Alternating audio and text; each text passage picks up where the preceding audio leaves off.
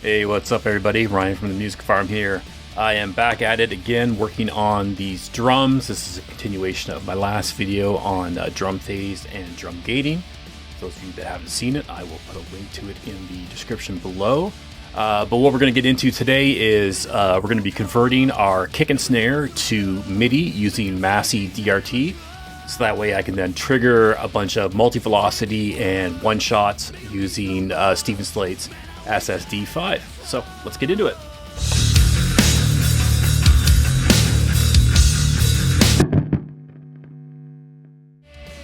All right, so here is my my drum tracks that I've got right now after I've done my gain staging, I've done my phase alignment, I've done my drum gating, and I've done my editing. So they are ready to be converted to MIDI. And this is actually a very simple step because of everything that I've done up to this point. The phase alignment, the gating is going to make the transient detection on this conversion much simpler. Good news though is that Massey DRT is excellent at detecting transients whether or not you've gated or not. I do it just to make my life a little bit easier, but if you haven't, Massey DRT is still going to take good care of you. And for those of you that don't know, all of Massey's plugins are free to use. They just reset after you close them out, or you close the session out, which isn't really a problem when it comes to DRT. So for a lot of you, myself included, you can get by using the free version without much complaints of lack of features. It's pretty robust, gets the job done. But I do recommend that you buy it, support Massey. They put out great plugins. So let's get into it. I am super lazy when it comes to pretty much everything I do. So I already have a template set up for this MIDI conversion process. And all I have to do now is go to my session, import session data, go to my drum MIDI session. And here I've got two samplers, SSD and GGD, which is actually just Contact with GGD as the default kit that pulls up. Today we are just going to use SSD, and we are only going to use the kick and snare MIDI. Import those. Kick. This is my kick audio is going to go above the kick MIDI. Snare audio is going to go above the snare MIDI. I'm going to select my tracks, ungroup them. And go up to my audio suites, Massey DRT, and this is Massey DRT. It works a lot like Beat Detective, so those of you that use Pro Tools like myself, this should seem familiar. However, it's pretty straightforward. Let's get into it. So we're going to select our track, click Analyze, and then as you can see, we got two sliders down here. Sensitivity, which is for how fast we want it to react, and loudness, which is going to be for how much bleed or ghost notes we want to let out or let in. In my case, since I've already gone through and gated this track, there's really no ghost notes to speak of, so I just take it down until I see that graph kind of drop like that. And then for good measure, I'll just take the sensitivity over here, just going to kind of eliminate anything crazy. And then all I do is I set my grid to half bars, and I'm just going to go through here. And you can see I missed one right there, which is probably going to be sensitivity. Yep, so I just slide sensitivity over until it pops back up. It's probably a good fast double kick. And everything else is looking good so far. Nope, another one down here. A couple actually. Crank this up a bit. There we go. What I want to avoid is just missed triggers if I can. If I had to choose between having a missed trigger or something missed, I'd rather have a missed trigger because it's easy to delete that MIDI note later. Whereas if you forget it or overlook it, I should say, it's possible that it can slip by you and just kind of be a pain later down the road. All right, so that looks good. We got all of them in there. All we're going to do now is click on MIDI, drag and drop, and drag it into the MIDI track that I imported. I'm going to slide that all the way to the end. Select this track, hit down, and I'm going to commit this MIDI track immediately so that way it renames Kick MIDI, just so I don't get working and end up having a bunch of MIDI clips that I don't know exactly what they are. And that's it for the kick. I'm going to reset this. Analyze the snare. Snare is pretty much the same thing. Usually sensitivity comes into play a little more because of snare rolls. I'm not anticipating that being an issue in this particular track, because Luke's were really well done.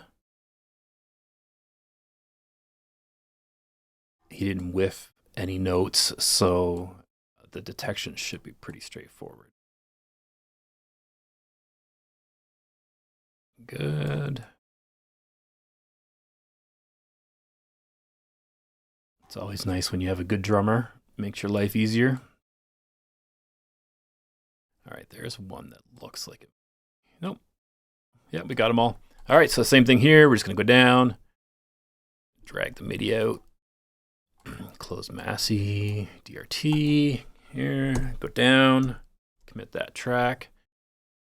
And now I'm going to go to my events window, open the events operation window. First thing I'm going to do is I'm going to transpose these so they will work with SSD mappings. So my kick, I need to change all of these to C1. Apply.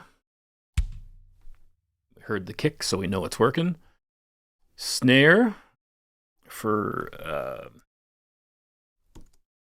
SSD is E1. Apply. Good. I'm going to select both of these tracks. And next thing we're going to do is we're going to change the duration. We're going to go up here. We're going to go to 0, 050. Apply.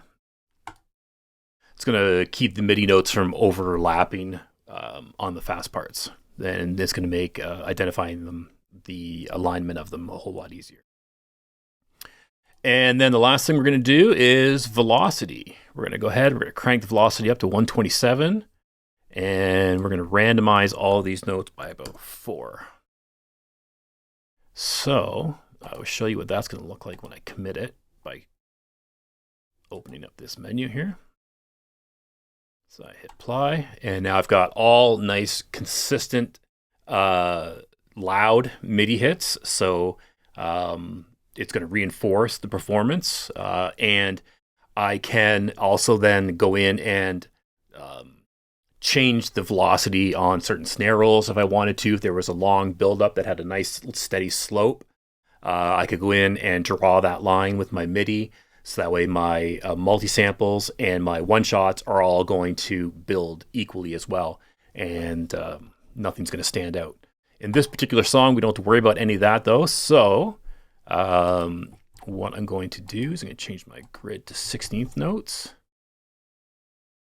and select that again. Whoops, I closed my window and I didn't mean to. Quantize these tracks. Now, Massey DRT does a great job of getting the MIDI note in line with the transient, better than any DAW conversion that I've seen so far. Could just be me though. If you've got better luck with one of your DAWs, please let me know in the comments. I'd love to hear who's doing this better. But for now, Pro Tools, not so good. So I'm going to quantize this. I'm going to set my strength to 100. And I'm going to set this to 30-second notes. And I'm going to hit apply. So because I've already edited these tracks, by quantizing the MIDI, I'm just going to be saving myself a whole bunch of little nudges here and there, because all of my audio tracks should be on the grid. Therefore, all of my MIDI notes should be safe to be on the grid as well.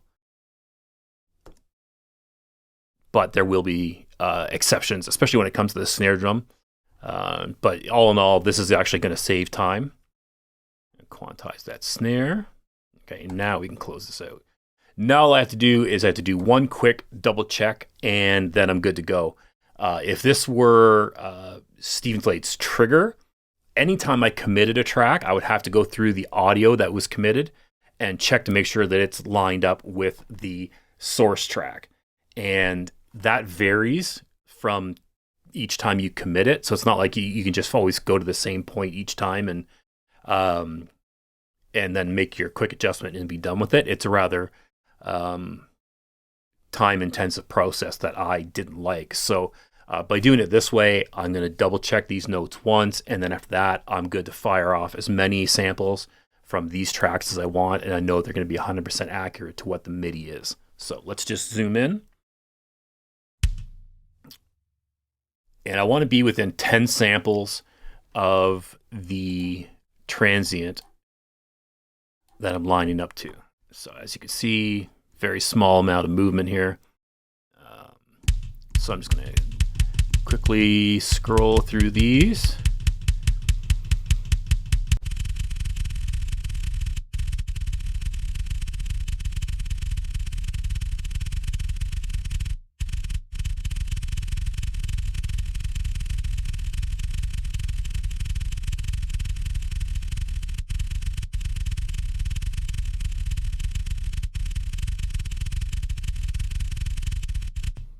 All right, this is a good example right here.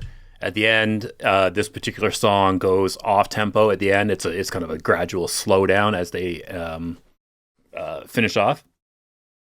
So I'm just going to go ahead. I'm going to just cut that MIDI note. I'm going to put my playhead at the transient, go down, paste it.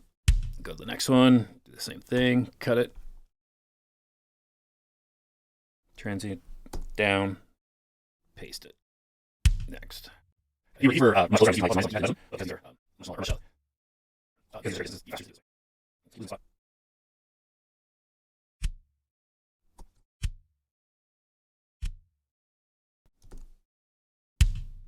and that's it for my kicks. Kicks are done. Go ahead, make that into clips. Here's snares. Let's zoom in. This one is a little off, so we're going to nudge over. Probably zoomed in too close here. Here we go.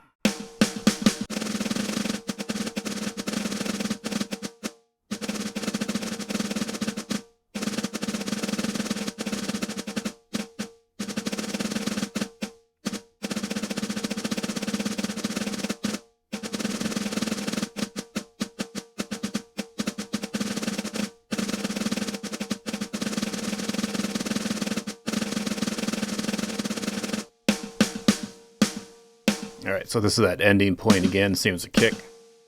We'll just get these back in place.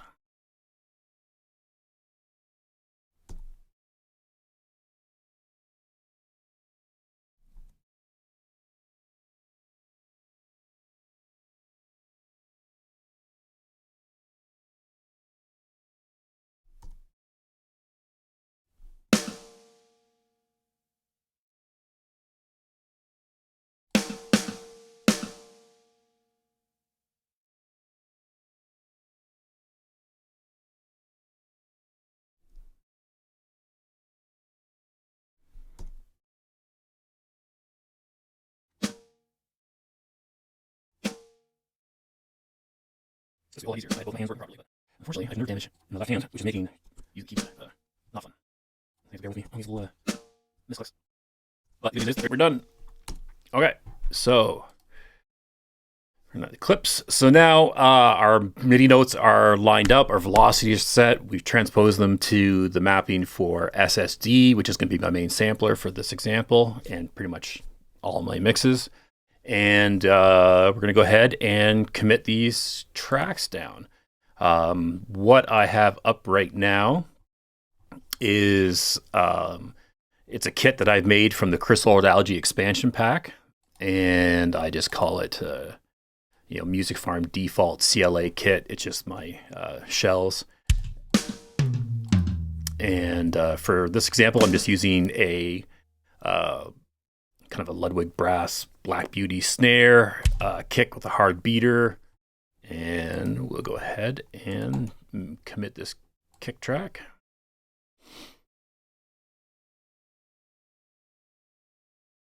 And immediately you can see that it's giving me a stereo track, even though my kick is mono. So I'm going to just go ahead and split this into mono. Select that one stereo track. Delete everything else. Rename this kick CLA. Change that there. Just drag down just one of my plugins here with a meter on it. And I'm going to set the clip loss or the clip gain.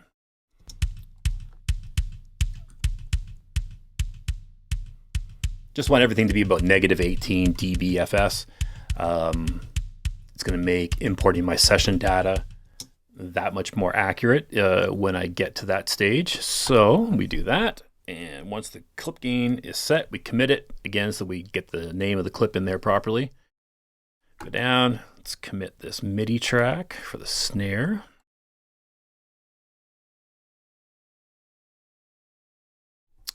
Do the same thing. We'll go ahead, split this into mono. Select one of the mono tracks to not delete. There we go. Rename that snare CLA. Change that. Pull down a trusty graphic EQ, or not graphic EQ, but you know what I mean. And down here to -18, average, approximately. That looks about right. Commit that. Okay, so that's how we do that. Now, here is the fun part. I have all of my one-shots in here as well, and I can now trigger them just as easily as I did the built-in SSD plugins, or the SSD sounds. So, for example, I like this kick from Drum Shots. Sounds like this. Kind of low to hear. One thing you want to keep in mind is when you're triggering from MIDI like this, I recommend turning the velocity down to 0, so that way SSD isn't averaging out your hits, because if it's at 50%, it's going to split the difference between your hard hits and your soft hits. In my case, I want this to be a 1-to-1 to what the MIDI is and what my committed audio is going to be. So I turn down the velocity all the way to 0. That way, if I have a big buildup on snare and kick, the slope is going to be equal to what the source audio is, and it's just going to sound more realistic. So all of mine are set to 0, and I recommend you double check yours too if you run into any issues with them. So I'm going to go ahead and commit this plugin, or not this plugin, this sample. And even though this is a mono one-shot, it's still committing down in stereo. I don't know a way to avoid that within SSD. If anybody watching knows, please let me know in the comments below, because this would save me a step.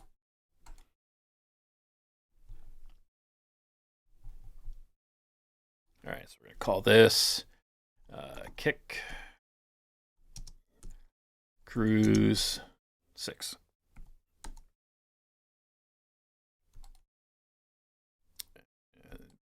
Plugin back up here, pull that up.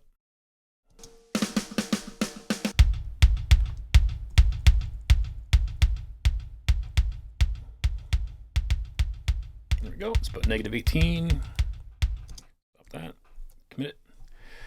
And we'll do one more snare just for fun. One snare that I love is from my buddy Siegfried Meyer at Beach Road Studios. His huge rock snare is just probably one of the best snare samples I've ever heard. And it ends up on most of my mixes, so definitely check out his website and grab that pack. It's worth every penny that he's charging for it. All right, so I'm going to go ahead. I'm going to commit this again, just like I did the other ones. And we're good to make that mono. Oops.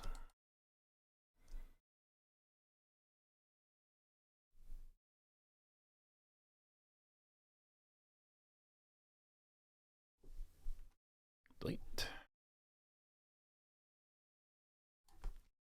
This one. Snare. Oops, can't write. Sig huge.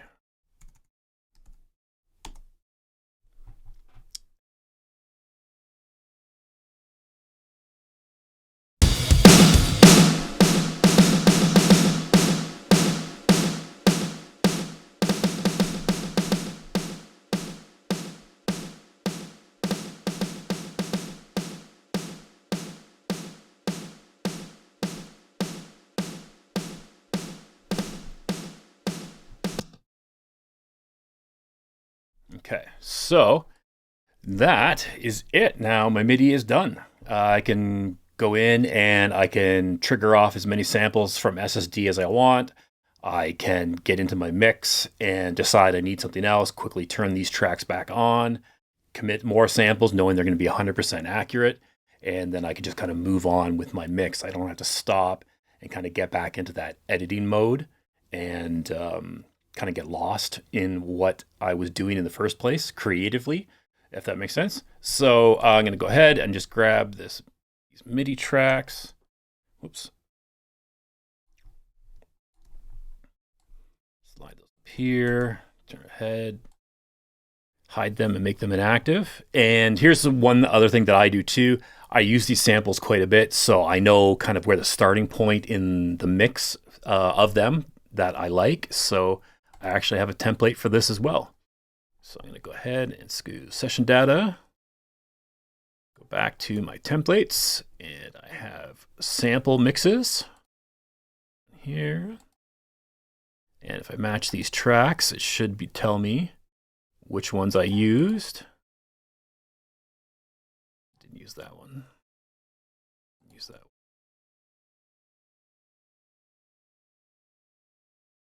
And that's all we need to do. So you can see here, my kick samples have all been processed now. And if I hit play, we can hear the mix samples with my original drums.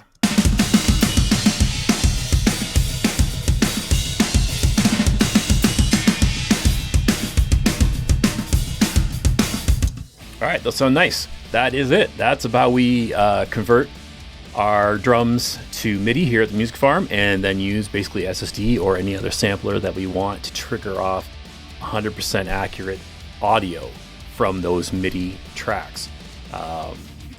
Once you get the hang of it, it's a huge time saver, and it just, like I said, for me, it allows me to, if I have to jump back into picking sample mode, it doesn't take me out of my mixing mode. I guess it's a left-right brain type of thing. But yeah, that's it. That's how I do things here at the Music Farm. If you have another idea, please let me know. I'm always interested to hear what everybody's working on, and what kind of steps they're taking that are always time efficient. That's big for me. So yeah, like, share, subscribe, all the usual stuff. I'll be back with another video shortly, and I hope to see you guys soon. Take care.